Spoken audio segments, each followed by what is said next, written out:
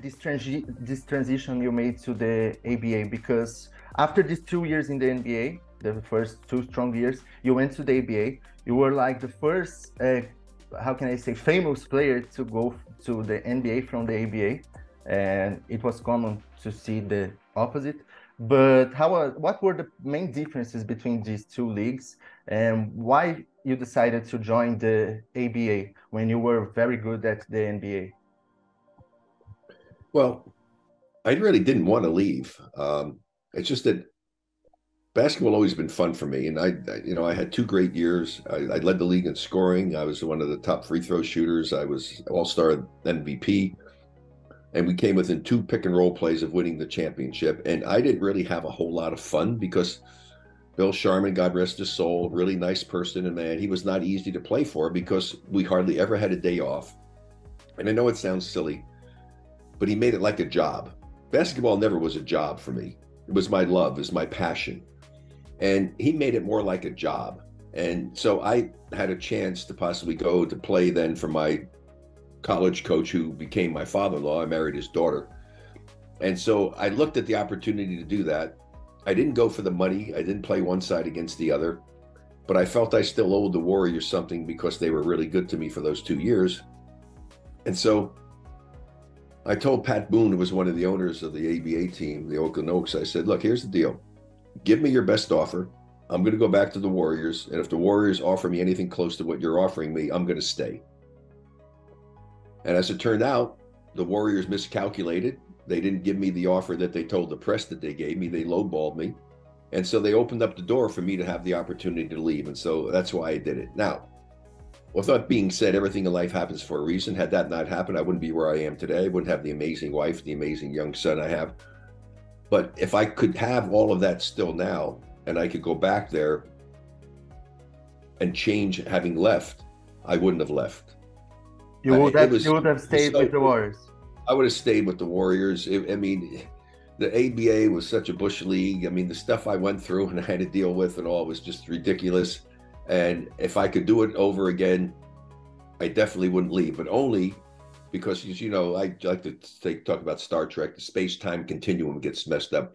I would not want to go back and not leave and not have met the people I've met and have the people in my life that I have now, which only happened because I left. Yes. I mean, that's what life is about. So yeah, so that's basically it. But contrary to what the media portrayed me as, I didn't play one side against the other. I wasn't some money hungry person. I always honored every contract I ever had. And they were just mad at me because here I was, this new phenom coming in out of college, making all pro 2 years in a row, leading the league in scoring, MVP of the All-Star game, and I left. Yes. They weren't happy. Can you mention one of the stuff you went through in the ABA that you didn't like? Because, you know, when I read about the ABA, it seems like it wasn't a great league, but you didn't have great players. They had a lot of great players, and it was a fun up and down, shoot them, you know, shooting 3-point shot, red, white, and blue ball. I mean, but they didn't have, played in a lot of cities, didn't have great arenas. Well, back then the NBA didn't have great arenas either. We didn't have a great arena in San Francisco. We played in the Cow Palace and we played at Civic Auditorium, and it was a whole different world back then.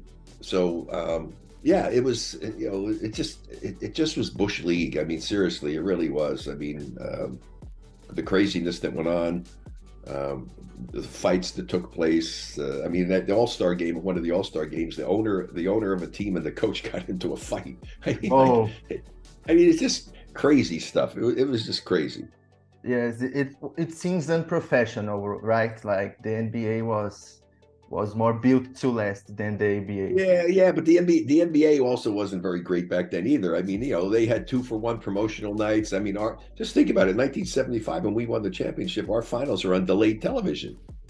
Yeah, it wasn't even live. I mean, this is one of the major sports in the country, and it wasn't even live on television. So it's a totally different world that exists today in the NBA than what existed back in those days. And you know, and I'm quite familiar with, you know, Brazil with my wife, who ran women's basketball for the United States. So I'm quite familiar with Oscar and some of the other players, and the female players, because my wife ran USA Basketball for women, and so Hortensia so I know a lot about Brazilian basketball. In fact, I couldn't even believe it when they went up in Indianapolis. I was there with my wife because she was there running the women's program for the going for the gold medal for the games that they had. We have a draw to blank, a senior moment for when they had the South American games. What's that called? Yeah. It's Pan American. Pan America games, right? So the Pan America games. Thank you. And I'm saying, how in the world, if I was coaching the team, I would tell my guys, said, look, you're guarding Oscar. You never leave him. Okay. You guard him. I don't care what happens. I don't care who's driving to the basket. You never leave Oscar. You keep the ball out of his hands as much as you can. And what happens? They're leaving him. They're going to do help defense. They're kicking it out, and Oscar's dropping in those straight. He's just killing them. And so I have a lot of memories about that. And plus, I love Brazil. I'm heading to Brazil at the end of this month to go back again. I'm going to go to Manaus. I'm going fishing in the Amazon for peacock bass. Whoa, that's so nice to hear, Rick. If you pass by São Paulo, I'm just going to Manaus. I go to Manaus, and then we fly out to the middle of nowhere, and I'll be out there for a week or so doing stuff, fishing for peacock bass with fly rods. And so I'm really looking forward to that. I had gone once before, but I didn't get to do much fly fishing. So I'm more of a fly fisherman. So I'm looking forward to that for sure.